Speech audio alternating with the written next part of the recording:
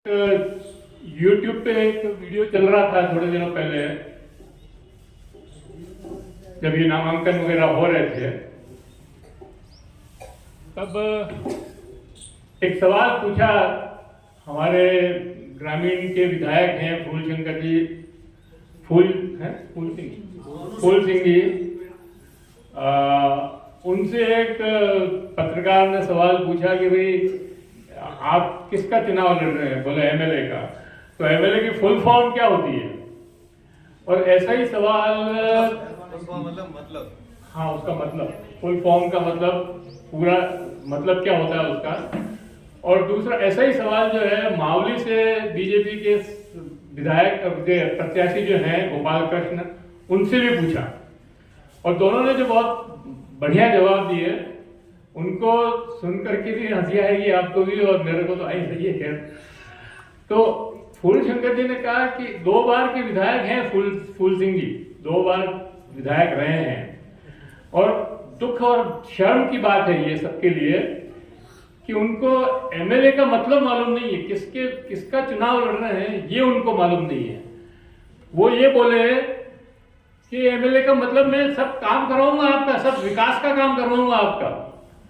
MLA का मतलब होता है मेंबर ऑफ लेजिस्लेटिव असेंबली, मतलब उस विधानसभा के सदस्य जिसमें देश को मतलब इस प्रदेश को चलाने के लिए कानून बनाए जाते हैं।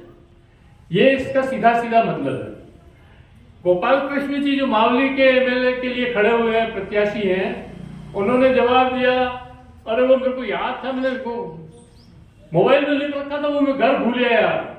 मतलब हंसी की बात है कि जो आदमी चुनाव लड़ रहा है, विधानसभा में जाने को तत्पर है, उस आदमी को किसके चुनाव लड़ रहा है ये भी उनको मालूम नहीं है। तो ये तो हमारी आज की जो वर्तमान स्थिति है हमारे प्रत्याशियों की और एमएलए की और हमारी जो चुनने वाले हैं उनकी और सब, ये स्थिति है। उदयपुर वाले ताराचंद जी का भी यही जवाब। हाँ, ताराचंद का भी यही जवाब। ताराचंद से मेरे को ध्यान नहीं, मैंने सुना नहीं, लेकिन ये है तो बहुत दुर्भाग्यपूर्ण है। मतलब तो एक तो ये स्थिति है, मतलब 75 साल के लोकतंत्र के बाद कितनी बार चुनाव हो गए, एमएलए के भी हुए, एमपी के भी हुए और अपने पंचायतों के भी हुए। उसके बाद भी ये पता नहीं है कि हम किसको चुन रहे हैं, किस लिए चुन रहे हैं और वो क्यों खड़ा है, क्यों चुनने के लिए तैयार है और कहां जाना चाहता है, क्या करना है, उसका क्या दायित्व है, ये सब कुछ मालूम नहीं है। तो इन स्थितियों में हम अभी कई वीडियोज में देख रहा हूं, इन दिनों YouTube पे आते हैं, मैं गौरव वल्लभ जी हमारे यहाँ के जो विधायक हैं उनके भी देखे मैंने, ताराचंद जी के भी देखे और लोगों को भी देखे। तो वो सारे लोग और अशोक जी की 7 गारंटियां भी देखी। वो सारे लोग ये गारंटियां तो दे रहे हैं कि हम ये कर देंगे, वो कर देंगे, वो करवा देंगे, ये सब, ये मुफ्त, वो मुफ्त। अरे भाई, हमको मुफ्त चाहिए ही नहीं। ठीक है, आप दे रहे हो तो हम स्वीकार कर रहे हैं, बहुत अच्छी बात है आप दे रहे हो, लेकिन आप आदमी को मशीन बनाने की कोशिश क्यों कर रहे हो? आदमी को इंसान बनाने की कोशिश क्यों नहीं कर रहे हो? सबसे जरूरी है कि इंसान को इंसान बनाया जाए, आदमी को इंसान बनाया जाए, मशीन बनाने की जरूरत नहीं है। अभी गौरव वल्लभ जी के कई वो चल रहे हैं, वो हर प्रेस कॉन्फ्रेंस में कहते हैं कि मैं फुटफॉल बढ़ा दूंगा, 4 गुना कर दूंगा, टूरिस्ट सिटी है। भाई साहब, आप हमारे पे मेहरबानी करो, टूरिस्ट सिटी है, हम अभी जो टूरिस्ट आ रहे हैं उससे ही यहाँ के लोग परेशान हैं। यहाँ जाने आने की जगह नहीं है, ट्रैफिक कितना है कि गाड़ियां रखने की जगह नहीं है। आप फुटफॉल 4 गुना कर देंगे तो फिर क्या होगा? हम लोग जो इस शहर में रहते हैं वो कहां जाएंगे? ये इसी तरह से वो माइनिंग की बातें करते हैं, तो माइनिंग में भी यही है, अभी इतना पर्यावरण बिगड़ रहा है और माइनिंग होगी तो जरूर पर्यावरण खराब होगा। और उससे ठीक है, ये बात मैं मानता हूं कि माइनिंग से भी और टूरिज्म से भी लोगों को रोजगार मिलता है। और रोजगार की बहुत समस्या है इस समय, तो रोजगार के हिसाब से वो काफी अच्छा वो अपने तरह से बोल रहे हैं। लेकिन सवाल ये है कि रोजगार मिलेगा कि नहीं मिलेगा इसकी गारंटी नहीं है। ये जो फुटफॉल बढ़ने वाला है या जो माइनिंग की जो डेवलपमेंट होने वाली है, इन सब से पूंजीपतियों को लाभ होगा। सारे बड़े बड़े पूंजीपति जितने हैं जो पैसा लगा सकते हैं, उन सबको लाभ होगा। आज जो 2 मंजिल 3 मंजिल 4 मंजिल के होटल्स बने हुए हैं, वो आने वाले समय में अगर 4 गुना फुटफॉल हुआ तो 10 मंजिल 12 मंजिल 15 मंजिल के होटल्स बन जाएंगे। ये वर्टिकल डेवलपमेंट तो होगा, लेकिन सब जानते हैं इस बात को कि जितना ऊंचे आप मंजिल को ये ले जाएंगे बिल्डिंग, उतनी ही स्पेस आपको नीचे भी छोड़नी पड़ेगी। अगर नीचे आप उस तरह से नहीं छोड़ेंगे तो नीचे हवा, पानी, रोशनी, इन सारे की प्रॉब्लम हो जाएगी। तो मेरा कहना यह है कि आप फुटफॉल 4 गुना करें चाहे 6 गुना करें, लेकिन उसके अनुसार सुविधाएं बढ़ाएं। आज होटल की स्थिति क्या है? भोपालपुरा जैसी रेजिडेंशियल कॉलोनी में 3-4 होटल खुल गई। अब रेजिडेंशियल कॉलोनी में होटल खुल जाना अपने आप में एक समस्या खड़ी हो जाती है। वहां टैक्सियां आती है, बसें आती है, टूरिस्ट आते हैं, और उन सब से वहां का जो नागरिक है उसको बहुत परेशानी हुई। तो अगर आपको फुटफॉल बढ़ाना है, टूरिज्म बढ़ाना है, आपको विकास करना है, आपको रोजगार देना है, तो आप ऐसी योजना बनाइए कि एक होटल स्ट्रीट बना दीजिए एक जगह कहीं ले जाकर के अलग से, जहां नागरिक ना रहे, ऐसी जगह बनाइए ताकि लोगों को तो परेशानी नहीं हो। जो लोग 50-50 साल से 40-40 साल से वहां पर रह रहे हैं, अपने 1 मंजिला मकान में रह रहे हैं, आप वहां 6 मंजिला 8 मंजिला होटल बना देंगे तो धूप का क्या होगा, रोशनी का क्या होगा, हवा का क्या होगा, और आसपास के लोगों के बारे में कोई सोच नहीं है, कोई विचार नहीं है। अगर आप बोल रहे हैं तो उसके अंदर भी ये विचार तो आना चाहिए ना कि हम अगर 8 मंजिल बिल्डिंग बनाएंगे या होटल इंडस्ट्री को डेवलप करेंगे तो हमारी ये योजना है, इसके अंदर इस तरह से डेवलप करेंगे। वो ऐसा कुछ भी नहीं बताते। तो मेरा कहने का मतलब है कि, और माइनिंग इंडस्ट्री का जहां तक का सवाल है, वैसे ही हमारे यहाँ की सारी पहाड़ियां कट गई।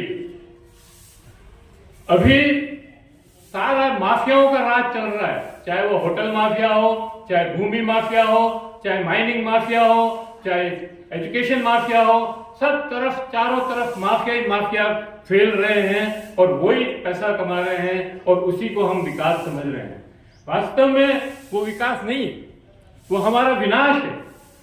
जितना ऊंची बिल्डिंगें बन रही है और हवा पानी रुक रही है, रोशनी रुक रही है, उतनी बीमारियां बढ़ रही है। इस बार इसका और किसी का ध्यान नहीं है। हमको इस बात का भी ध्यान रखना पड़ेगा कि हमारी जो नेचुरल लाइफ है वो डिस्टर्ब नहीं हो और विकास हो। ये एक पैमाना हो सकता है विकास का। मैं दूसरी 2-3 बातें और कहना चाहता हूं। जैसा कि मैंने कहा आपको कि माइनिंग इंडस्ट्री और होटल इंडस्ट्री से विकास होगा और पूंजीपति तो उससे खूब पैसा कमाएंगे, लेकिन उसमें काम करने वाला आदमी जिसको हम कहते हैं कि उसको एम्प्लॉयमेंट मिलेगा, उसको पूरी वेतन मिलेगी कि नहीं मिलेगी इसकी कोई गारंटी नहीं है। सरकार मिनिमम वेज की बात तो करती है लेकिन देने की बात नहीं करती है। हजारों केस यहाँ अपने लेबर डिपार्टमेंट में पड़े हैं जो मिनिमम वेज जहां नहीं मिलती है। मेरा कहना यह है कि आप इस बात की गारंटी करवाइए। ये 7 गारंटियां तो अपने आप में ठीक है, आप जो दे रहे हैं 500 रुपए में सिलेंडर और ये सारी बातें बहुत अच्छी है, लेकिन जो आदमी मेहनत करता है उसके परिश्रम का, उसके पसीने का पूरा दाम तो मिले। कम से कम उसको वो गारंटी तो दीजिए जो मिनिमम वेज सरकार तय करती है, कोई दूसरा तय नहीं करता है। जो सरकार तय करती है कम से कम वो तनख्वाह तो उसको वो वेतन तो मिले ताकि वो अपने बच्चों का अपना पेट पाल सके, अपने बच्चों की ठीक से हिफाजत कर सके। इसी तरह से मैं कहना चाहता हूँ, ये 7 गारंटियां भी दी है और 3-4 गारंटियां गौरव वल्लभ जी अपनी तरफ से भी दे रहे हैं, और बीजेपी का तो अभी तक कोई घोषणा पत्र आया नहीं है, संकल्प पत्र आया नहीं है, तो हमको नहीं मालूम वो क्या करने वाले हैं। लेकिन मैं कहना चाहता ये हूं कि ये गारंटियां अपने आप में ठीक है, और आप तो चुनाव लड़ रहे हैं राजस्थान विधानसभा के लिए, विधानसभा में बैठ करके आप वहां पर कानून बनवाएंगे, तो आप ये कानून क्यों नहीं बनवाते कि हम मिनिमम सपोर्ट प्राइस पे ही फसलें खरीदेंगे। अगर ये कानून आप बनाते हैं, इसकी गारंटी देते हैं, तो सबसे ज्यादा किसानों के हित में होगा, और हम जो उपभोक्ता हैं, दूसरे लोग जो हैं, उनके भी हित में है कि किसान को मिनिमम सपोर्ट प्राइस मिलनी चाहिए।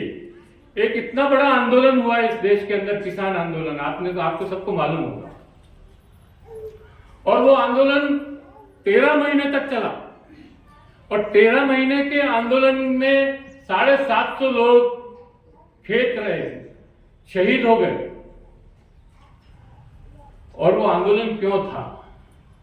वो 3 कानून जो लाए, वो 3 कानून तो हटा दिए सरकार ने उस आंदोलन के बाद, लेकिन उसी हटाने के साथ उन्होंने ये कहा था कि हम मिनिमम सपोर्ट प्राइस पे ये फसलें खरीदेंगे और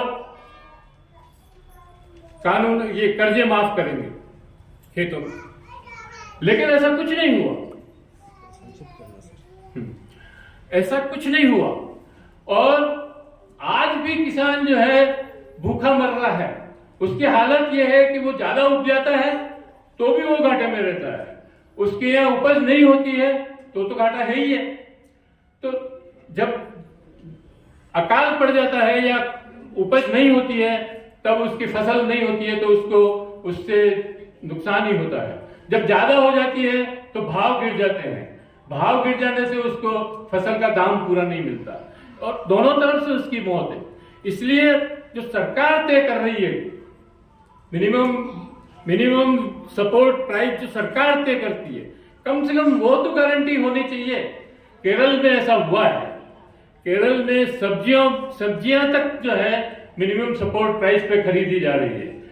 हमारे राजस्थान में, हमारी विधानसभा में जाने वाले हमारे प्रत्याशी ये गारंटी क्यों नहीं लेते हैं कि हम जाएंगे वहां पर, पहुंचेंगे, या हमारी पार्टी की सरकार बनेगी तो हम ये कानून बनवाएंगे।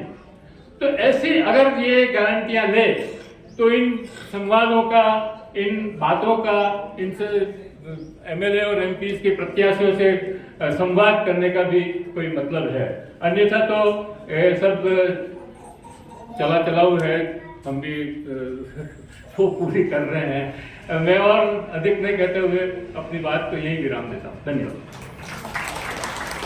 धन्यवाद हेमंत जी सेठ साहब। वो कह रहे भाई कि उनको ऐसी गारंटियां लेनी चाहिए ताकि ऐसे कानून और नीतियां बनाएं जिससे कि पूरे देश की जनता को फायदा हो सके। शायद इस तरीके के संवाद से ये बात जाएगी, माहौल बनेगा